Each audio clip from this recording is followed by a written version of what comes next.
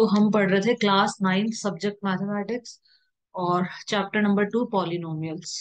इसमें कल के वीडियो में हमने एक्सरसाइज 2.3 ये कंप्लीट कर ली थी। आज हमें यहाँ से पढ़ना है। आज हम यहाँ से पढ़ेंगे फैक्टराइजेशन ऑफ पॉलिनोमियल्स। पॉलिनोमियल्स का फैक्टराइजेशन करना मतलब उनके फैक्टर्स निकालना। ठीक है, ये पढ़ेंगे आज।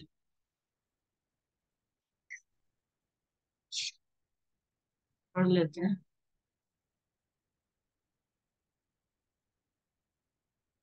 इसमें देखो, यहाँ से बताया डायरेक्ट। यहाँ example number 11। Examine whether x plus two is a factor of this and of this. मतलब ये बताइए कि एक्स प्लस टू इसका फैक्टर है कि इसका फैक्टर है, किसका फैक्टर है। तो कुछ भी नहीं करना है, सबसे पहले आपको क्या करना है, एक्स प्लस टू इसको 0 के बराबर रख दो। सबसे पहले हम यहाँ लिखेंगे x plus two is equal to 0। ठीक है, फिर आ जाएगा x is equal to minus का 2। ठीक है, अब क्या करना है, इसमें एक्स की जगह -2 रखना है पूरे में। -2 आ गया ना, तो एक्स की जगह हमें क्या लिखना है, -2 लिखो इसके अंदर। इसके अंदर देखो -2 लिख दिया एक्स की जगह और इसको करा सॉल्व। सॉल्व करेंगे, 0 आ गया। 0 आ जाएगा ना तो फैक्टर है, नहीं आएगा तो नहीं है। तो so by the factor theorem x plus two is a factor of this. तो एक्स प्लस टू क्या है, इसका फैक्टर है। ठीक है, सिंपल सा है। अब इसमें रखो ये जो दूसरा था ना, एक और ये पूछा था ना कि इसका भी फैक्टर है कि नहीं है। तो अब इसको इन्होंने एस मान लिया, इसको पी मान लिया था। अब इसमें भी एक्स की जगह क्या रख दो, -2 रखना है। अगर 0 आ जाता है तो ये भी इसका भी फैक्टर है, नहीं तो नहीं है। तो यहाँ पे भी 0 आ गया आंसर। 2x+4 में रखने पे भी 0 आ गया। तो ये दोनों का फैक्टर है। x+2 is a factor of 2x+4। ठीक है, दोनों का फैक्टर है। x+2 इसका भी फैक्टर है, x+2 इसका भी फैक्टर है। तो in fact you can check this without applying the factor theorem since this is equal to this. तो बस यहाँ पे ये फैक्टर थ्योरम यही है अपना, कि अगर आप फैक्टर थ्योरम भी समझा देती हूँ। देखो फैक्टर थ्योरम क्या है अपनी। फैक्टर थ्योरम ये है कि ये x-a किसी का फैक्टर होगा, कब होगा, जब अगर मैं x बराबर a, मतलब x की जगह मैं a रख दूं और x की जगह a रख दूं और 0 आ जाए, तो ये उसका फैक्टर होगा। सिंपल सा ये ध्यान रखना है। If x-a is a factor of px, और अगर ये 0 आ रहा है तो ये इसका फैक्टर, ये उल्टा है जस्ट इसका। सिंपल है बस, अगर 0 ये रखने पे, एक्स की वैल्यू रखने पे 0 आ जाता है तो फैक्टर है, नहीं तो नहीं। सिंपल। 12th, ये एक और एग्जांपल समझा देती हूँ। Find the value of k if this is a factor of this. अब इसमें दे रखा है कि ये इसका फैक्टर है, ये दे रखा है हमें। तो हम इसमें x की जगह क्या लिख देंगे, 1 लिख दूं। मतलब x-1 इज इक्वल टू 0। तो x की वैल्यू क्या हो गई, 1। तो यहाँ पे क्या करना है आपको, x की जगह 1 लिख दो, बस 1 लिख दो x की जगह और उसको 0 के इक्वल रख देना लास्ट में, इक्वल टू 0। यहाँ से k की वैल्यू आ गई, बस वेरी सिंपल। ठीक है, तो ये हो गया। तो ये सिंपल सी फैक्टर थ्योरम है। फैक्टर थ्योरम का मतलब ये है कि अगर यहाँ पे x-1 बराबर में 0 कर दूं और x की वैल्यू 1 आ गई यहाँ से, तो अगर मैं 1 रखने पे ये पूरा 0 आ जाता है आंसर, तो मतलब ये इसका फैक्टर है। 0 नहीं आता तो फैक्टर नहीं है। अब आगे चलते हैं।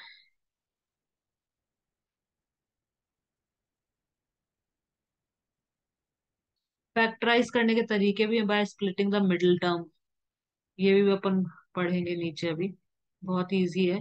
देखो, factorise this by splitting the middle term and by using the factor theorem. इसमें बोला है कि दोनों का पहले तो मिडिल टर्म से स्प्लिट करके फैक्टराइज करो और फिर फैक्टर थ्योरम का यूज करके भी फैक्टराइज करना है। तो बहुत सिंपल है। मिडिल टर्म स्प्लिट कर लेते हैं सबसे पहले। मिडिल टर्म स्प्लिट में क्या होता है, सबसे पहले ये 6 है, ये 5 है, इन दोनों को हमेशा मल्टीप्लाई करो पहले। 6 5 का कितना आ गया, 30। ठीक है, और ये बीच में कितना है, 17।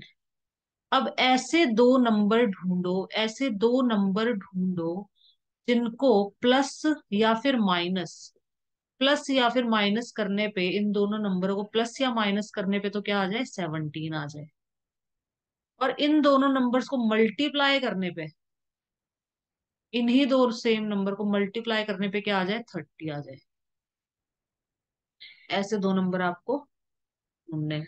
ठीक है, जिसको प्लस माइनस करने पे तो क्या आ जाए 17, और मल्टीप्लाई करने पे क्या आ जाए 30 आ जाए। तो ऐसे दो नंबर आपको ढूंढने हैं। तो यहाँ पे 15 2 सा 30 होता है, और 15 + 2 17 होता है। देखो इसको ढूंढने का मैं तरीका भी बता देती हूँ, बहुत सिंपल सा है। कुछ भी नहीं करना है, ये 6 5 सा 30 है ना, तो 30 का निकालो प्राइम फैक्टराइजेशन। कई बच्चे कहते हैं, कई बच्चों को पता नहीं चलता कौन से दो नंबर कैसे ढूंढे। तो बहुत ही इजी तरीका है, यहाँ पे लिखो 30। इनको मल्टीप्लाई करने पे जो आता है ना 6 5 सा 30, 30 आ गया ना, यहाँ 30 लिख दो। इसका प्राइम फैक्टराइजेशन निकाल लो हमेशा। 2 1 सा 2, 2 5 सा 10, सबसे सिंपल तरीका बता रही हूँ। फिर 3 5 सा 15, फिर 5 1 सा 5। अब ये जो तीन यहाँ पे आए ना, ये तीन जने, ये जो तीन नंबर है यहाँ पे 2 3 और 5, ये जो थ्री नंबर्स हैं यहाँ पे, इन तीनों का ही कुछ ना कुछ ग्रुप बनेगा, कुछ पेयर, इन तीनों से ही आपको बनाने हैं दो नंबर। ये जो तीनों है ना, इन्हीं को मल्टीप्लाई करके, मल्टीप्लाई करने पे तो 30 आएगा ही आएगा, तो ये तो छोड़ दो, मतलब इनको प्लस करने पे देख लो। मल्टीप्लाई करने पे तो 30 आएगा, आप कैसे भी कर लो, चाहे चाहे 2 3 सा 6, 6 5 सा 30। तो ये तो छोड़ ही दो। मतलब ऐसे दो नंबर ढूंढ लो कि जिनको प्लस करने पे 17 आ जाए।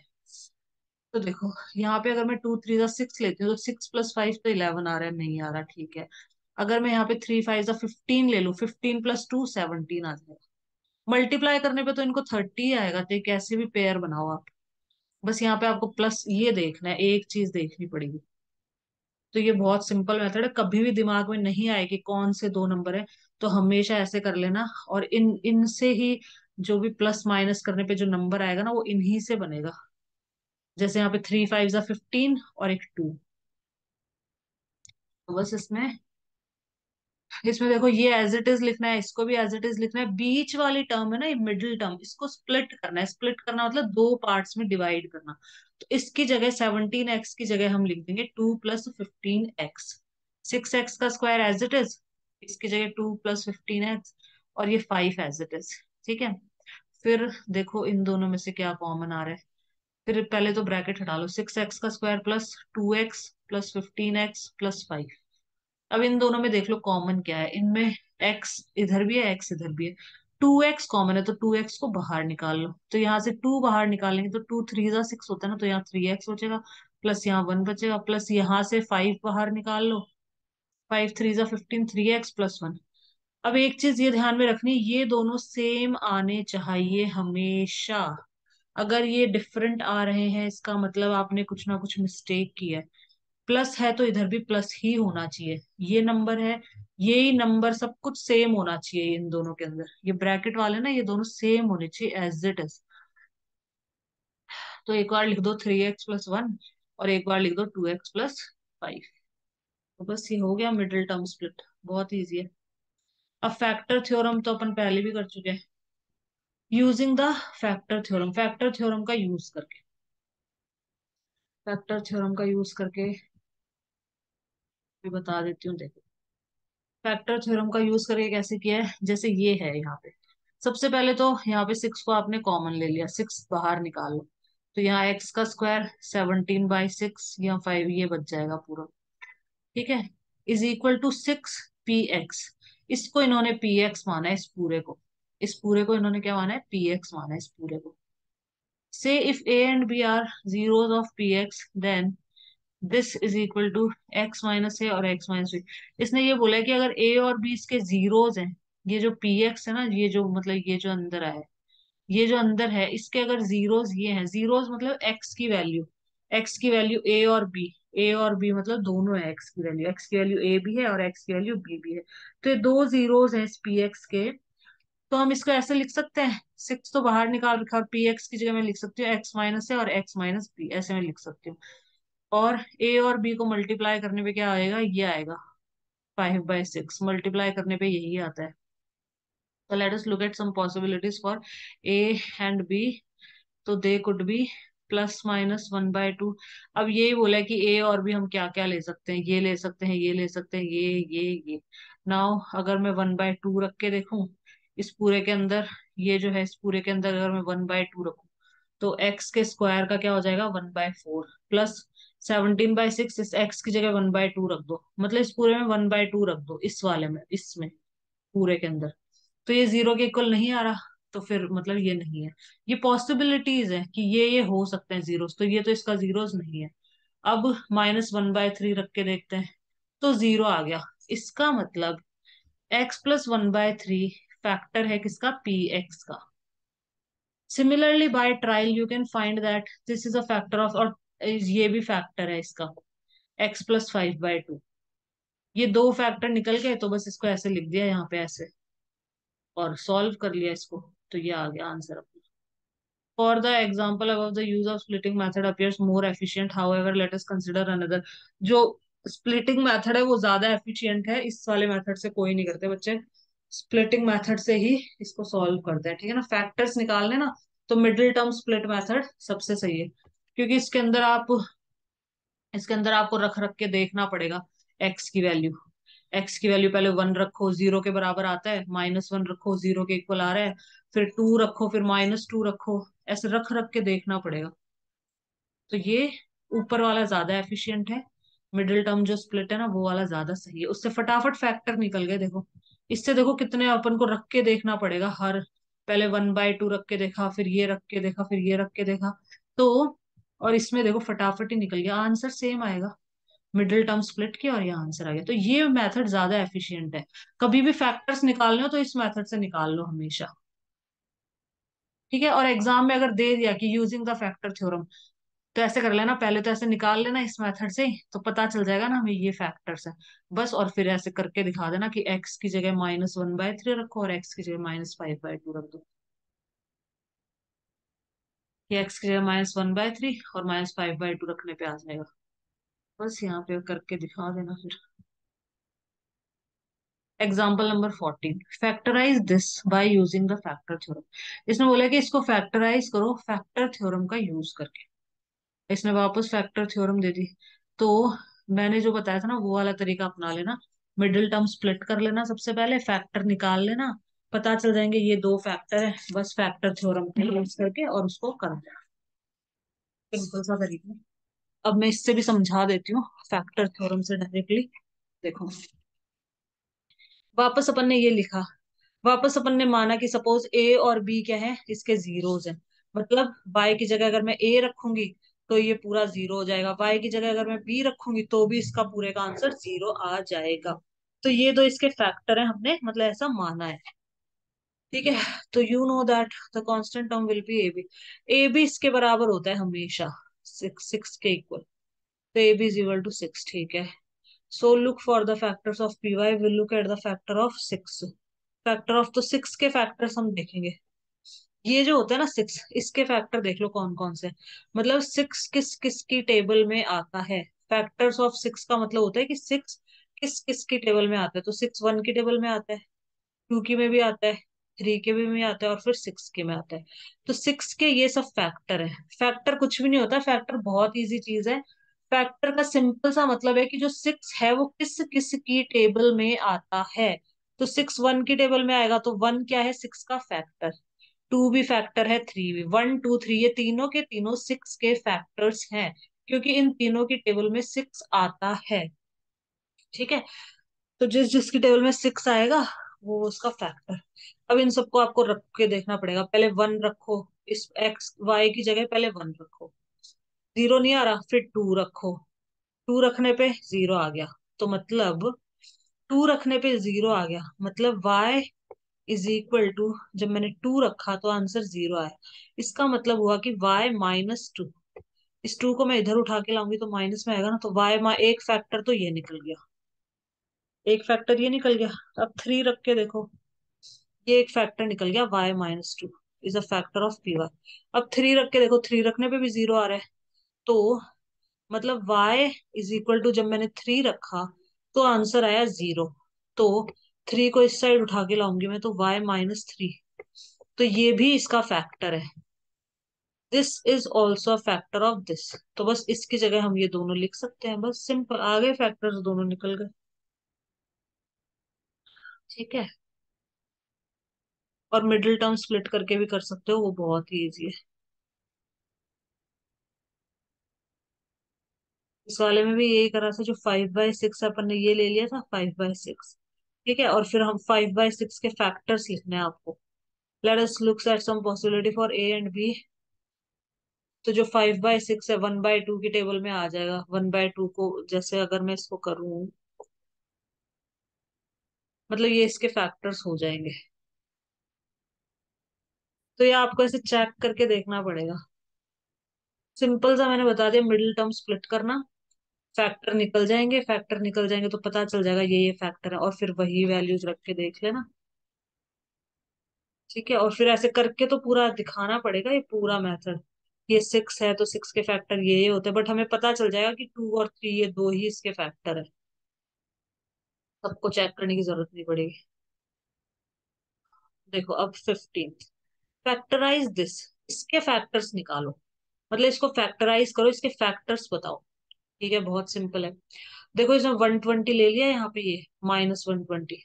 ये जो यहाँ पे होगा ना, हमेशा वैसे इन दोनों का मल्टीप्लीकेशन लिया जाता है, लेकिन यहाँ पे तो 1 ही है तो इसलिए इसको ही ले लेते हैं बस। ठीक है ना, इसका और इसका मल्टीप्लीकेशन लेते हैं, हमेशा ध्यान रखना अगर यहाँ कुछ हो तो वो लेना है। अभी तक कुछ नहीं था एक्स के आगे, देखो 1 ही था सब में। ये देखो, इसमें भी यहाँ पे वाई के आगे 1 है, इसलिए 6 ले लिया सिर्फ अकेला। ए बी का मतलब हो गया, ए तो ये होता है ये वाला।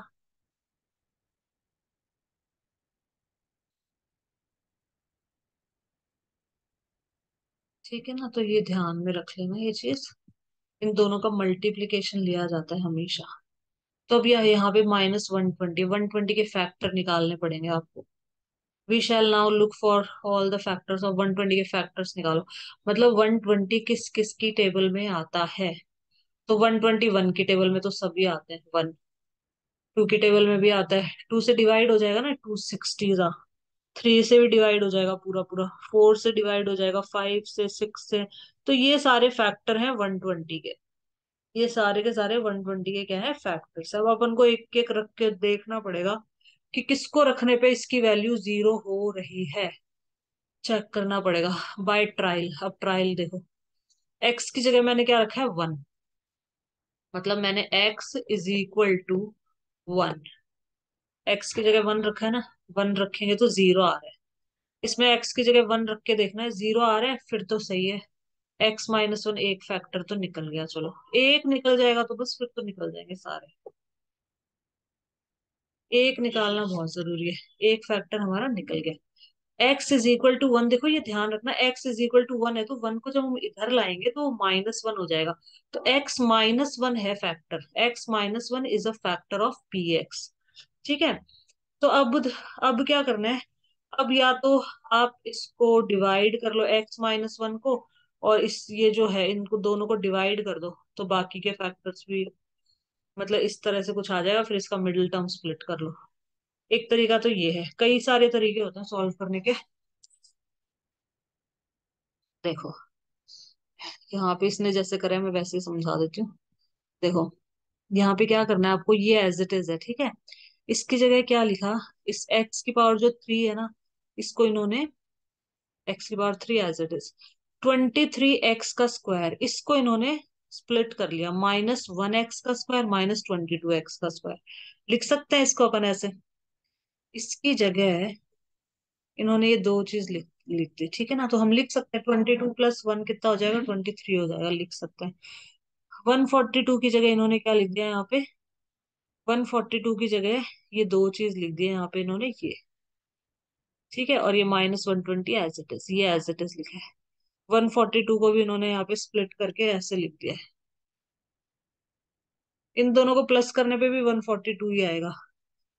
अब देखो, अब यहाँ से इन दोनों में से कॉमन ले लिया, मतलब इसने ऐसे स्प्लिट करा है कि x-1 आ जाए सब में।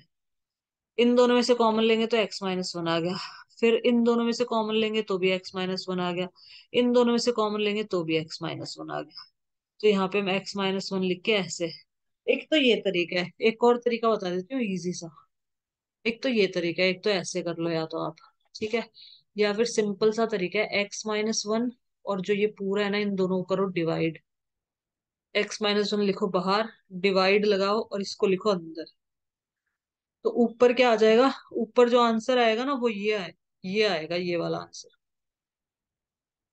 और रिमाइंडर आएगा 0।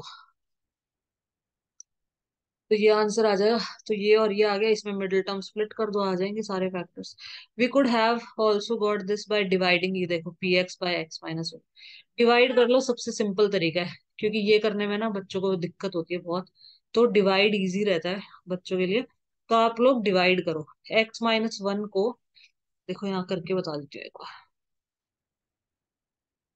यहाँ पे लिखना है एक्स माइनस वन, ठीक है। बस ये एक ये निकल जाएगा ना एक फैक्टर, फिर तो सारे निकल जाएंगे। और अंदर ये पूरा लिखना है जो क्वेश्चन था ना अपना, ये एक्स की पावर थ्री माइनस 23 एक्स का स्क्वायर, ये क्वेश्चन था अपना। तो इसको एज इट इज लिख दो और डिवाइड कर दो, ऊपर डिवाइड करना सीखा है ना, -120। ठीक है, इसको जब आप डिवाइड करोगे तो आपका आंसर आएगा यहाँ पे एक्स का स्क्वायर, ये जो है ना ये आ जाएगा as it is -22 x plus 120, ये आ जाएगा। और नीचे इसको सॉल्व कर करके रिमाइंडर 0 आ जाएगा इधर। इसका मतलब ये दोनों क्या है, फैक्टर्स हैं किसके, इसके। इसके फैक्टर हैं ये दोनों। तो इन दोनों को मल्टीप्लाई करने पे यही आएगा। तो इसलिए इन्होंने लिख दिया एक्स माइनस वन, और ये इन दोनों को ऐसे लिख दिया इसने। अब इसमें मिडिल टर्म स्प्लिट कर दो। ये तो बहुत इजी है, बस इसमें मिडिल टर्म स्प्लिट कर दो। 22 जो एक्स है ना, ऐसे दो नंबर ढूंढो। देखो इन क्वेश्चंस की बहुत प्रैक्टिस करनी पड़ेगी मिडिल टर्म स्प्लिट वालों की। ऐसे दो नंबर्स ढूंढिए जिनको प्लस करने पे आ जाए 22, और मल्टीप्लाई करने पे आ जाए 120। तो मैंने सिखाया है ऐसे ही करना है हमेशा। 120 का ये निकाल लो पहले, अगर नहीं सब नहीं याद समझ में आए कि कौन से दो नंबर है ऐसे जिनको प्लस करने पे ये आ जाए और इंटू करने पे ये आ जाए, तो अगर दिमाग में नहीं आ रहा है तो हमेशा ऐसे कर लेना है, फटाफट से आ जाएगा। 2 6 जा 12, ठीक है। फिर यहाँ पे कर लेना 2 3 जा 6, 0, 2 1 जा 2, 2 5 जा 10, 3 5 जा 15, और ये आ गया 5 1 जा 5। अब देखो, अब इन इनसे बनाकर इन्हीं से बनाना है आपको। इन सारे नंबरों से दो नंबर बना लो आप जिनको प्लस करने पे 22 आ जाए, इंटू करने पे तो 120 आएगा ही आएगा, सारे नंबर लेने। प्लस करने पे कितना आ जाए, 22 आ जाए, ऐसे दो नंबर ढूंढ लो। 2 2 जा 4, 4 2 जा 8, 8 ले लेते हैं चलो अपन एक बार। 8 5 3 जा 15, 15 प्लस 8 कितना आ रहा है, 15 + 8, 15 और 5 कितना हो गया, 20, और 23 आ रहा है, 22 नहीं आ रहा ना। तो ये नहीं लेना। 2 2 जा 4, 4 2 जा 8, 8 2 जा 16, 8 3 जा 24, 24 + 5 करने पे भी नहीं आ रहा है। तो ऐसे पेयर बनाओ फिर और देखो, 3 2 जा 6, 6 2 जा 12, एक तो 12 और 5 2 जा 10। तो 12 और 10 को करने से आ रहे हैं, ठीक है। तो यहां से मिल जाएगा, थोड़ा सा टाइम लगेगा बट पता चल जाएगा। 12 और 10, तो 22 एक्स की जगह हमने लिख दिया 12 और 10, क्योंकि इन दोनों को प्लस करने पे 22 आ रहा है, दोनों को मल्टीप्लाई करने पे 120 आ रहा है। बस अब इसमें से कॉमन ले लेंगे एक्स, ये बचा। इसमें से 10 कॉमन ले लेंगे, ये बचा। ये दोनों सेम बचने चाहिए हमेशा, ये दोनों सेम आने चाहिए, ठीक है, ये ध्यान रखना। और फिर x-10 और x-12 ये आ गया आंसर। ये तो इसको फैक्टराइज करा, और x-1 पहले से था, तो इसको हम ऐसे लिख सकते हैं। तो बहुत ही इजी है। ये मैं सारे ही क्वेश्चन करवा दूंगी, चारों के चारों करवा देती हूँ, रुको। क्वेश्चन नंबर 1 2 3 4 5 क्वेश्चन है ना टोटल। आज तो यही एक्सरसाइज हो पाएगी। चलो ठीक है। एक्सरसाइज नंबर 2.4, क्वेश्चन नंबर 1 कर लेते हैं सबसे पहले। चलो मैं इसको नोट पैड पे ही करवा देती हूँ। Determine which of the following polynomial has x + 1 factor. अच्छा ये तो इजी है, इसको तो यही कर लेते हैं। ठीक है, इसने क्या बोला है कि कौन से पॉलिनोमियल का x + 1 क्या है, फैक्टर है। x + 1 क्या इसका फैक्टर है या नहीं है, कैसे पता करना है, सिंपल सा है। x+1 बराबर 0, x=, -1। मतलब x की जगह अगर मैं -1 रख दूं यहाँ पे और आंसर 0 आ जाए तो ये इसका फैक्टर है, तो ये जो x+1 है इसका फैक्टर है। आंसर 0 नहीं आ रहा तो फैक्टर नहीं है, सिंपल। तो वैल्यू पुट कर दो। यहाँ -1⁻3 तो -1 ही आएगा। -1 का स्क्वायर तो 1 आएगा। x की जगह क्या लिखना है, -1, -1 लिख दो, +1।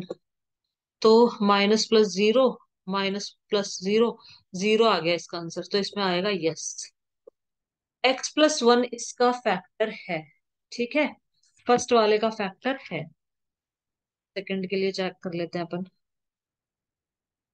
तो x+1 is a factor of this. अब सेकंड के लिए चेक कर लेते हैं, चलो। इसमें भी x की जगह क्या लिखना है, -1। तो -1 की पावर 4 होगी तो वो 1 हो जाएगा। -1 की पावर 3 होगी तो वो -1 हो जाएगा। -1 की पावर 2 होगी तो वो +1 हो जाएगा। x, अब ये तो -1 ही रहेगा, +1। इसको देख लो, ये दोनों हो गए 0, ये भी दोनों हो गए 0, +1 बचा तो 0 नहीं आ रहा। इसका आंसर आ रहा है 1, तो इसका आंसर होगा नो। यहाँ पे आपको लिखना है x+1 is not a factor of this. ठीक है, x+1 इसका फैक्टर नहीं है, सिंपल सा। और थर्ड कर लेते हैं। इसमें भी आप x की जगह -1 लिखो, करके बता देती हूँ मैं फटाफट।